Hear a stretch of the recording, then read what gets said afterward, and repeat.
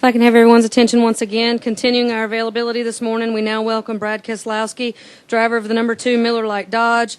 Brad currently sits 11th in points, 3 wins, and clinched a wild card spot in the chase last week or a couple of days ago in Atlanta.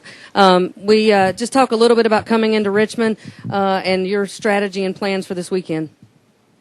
Yeah, well, last week was, good for us to finally put the put it all together for the clinch spot.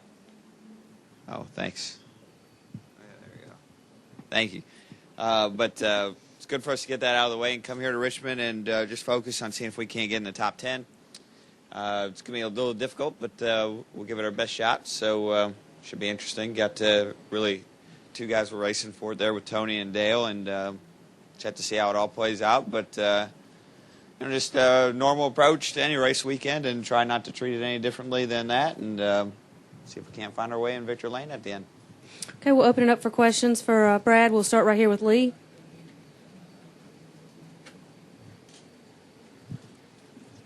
Lee Spencer, Fox Sports. You playing offense or defense Saturday night, and how big is that target on your back?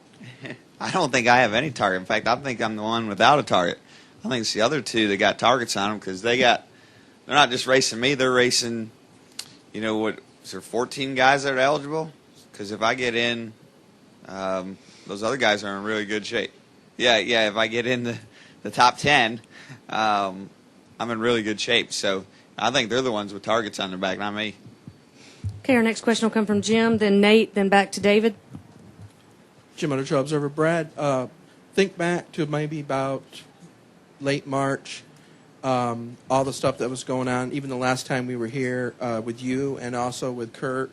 And then today, with 1 race to go, you guys are both locked in the chase in some fashion, and which is for a team that a lot of people kind of were down on because you only had 2 drivers. What does it say just for the Penske organization? Well, I think you look back at Richmond of, what was that, 4 or 5 months ago.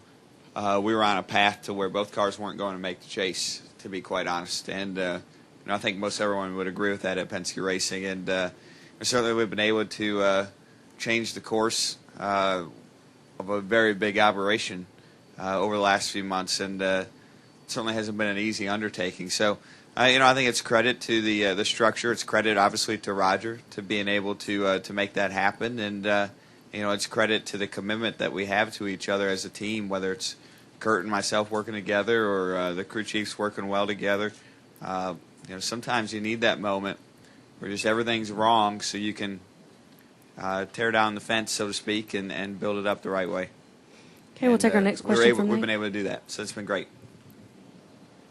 Nate Ryan, USA Today. Brad, you're sort of in an interesting situation you sort of alluded to there that, I mean, a good result by you helps a lot of guys out. Are you expecting maybe guys to cut you a little more slack? Is this a little bit more of a weird situation than what you're used to?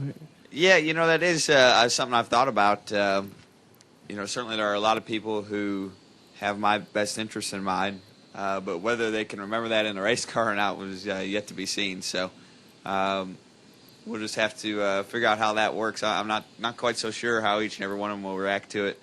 Everyone reacts differently to the pressures that making the chase entails. So we'll just have to see. I mean, I hope they give me some breaks. It's in their best interest. It would be kind of dumb if they didn't, but we'll just have to see how they all react. You don't know. Each driver's different. Okay, our next question from David in the back.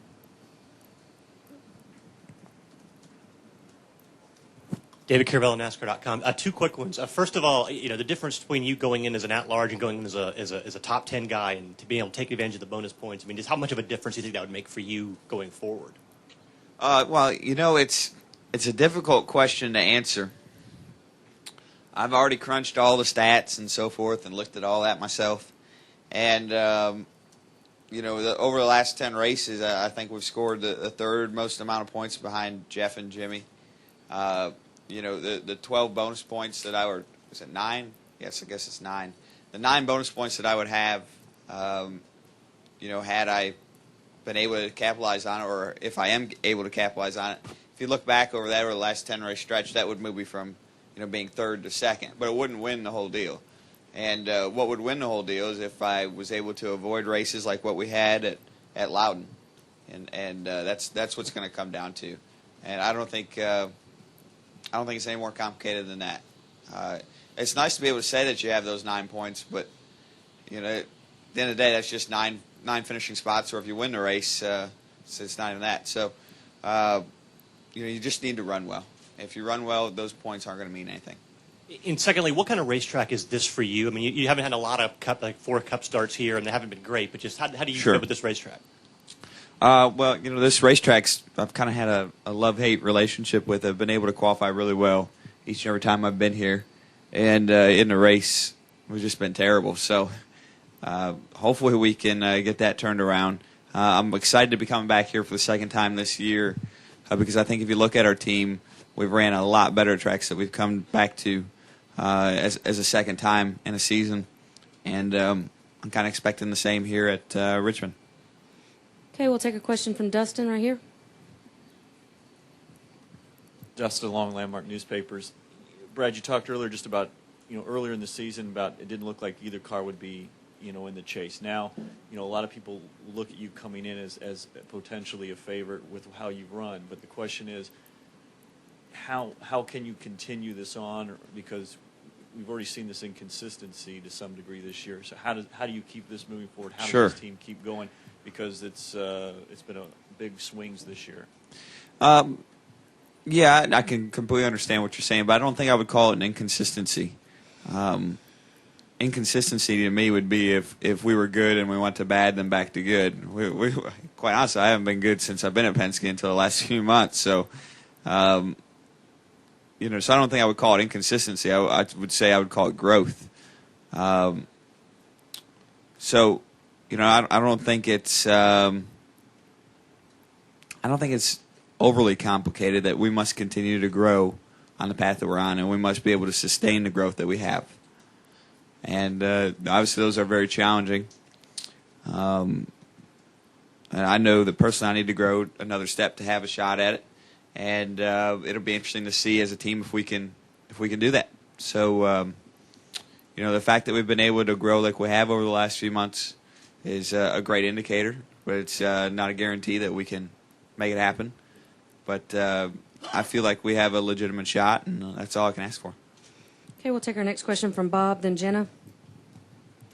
Bob Pockris, SceneDaily.com. Were you listening to Kevin when he was talking? No, I missed it. I mean, he says he's pretty much out of the fielding any sort of race vehicles, trucks, or nationwide cars starting next year. As a team owner yourself in the truck, what does it mean to you, or how do you feel when you hear somebody like that who's been successful as a owner pretty much getting out, when you're just kind of starting out? Well, it's certainly discouraging, but I'm sure if you look back at Kevin when he was just starting up, there was a mass exodus of owners at that time period too. So, I'm not in entirely different shoes than him, and it's interesting to watch how the sport is going to grow and react to the loss of car owners like Kevin, because they're important, and he's done a lot for the series that he's been in, whether that's truck or nationwide. So, hopefully it sends the right message to where we learn from it and grow as a sport. And that's really what I think when I hear about things like that. So, I still think it's important for me to be involved personally. I feel like even though it's a lot of work, there's some personal and business growth that I am awarded with for putting those efforts in.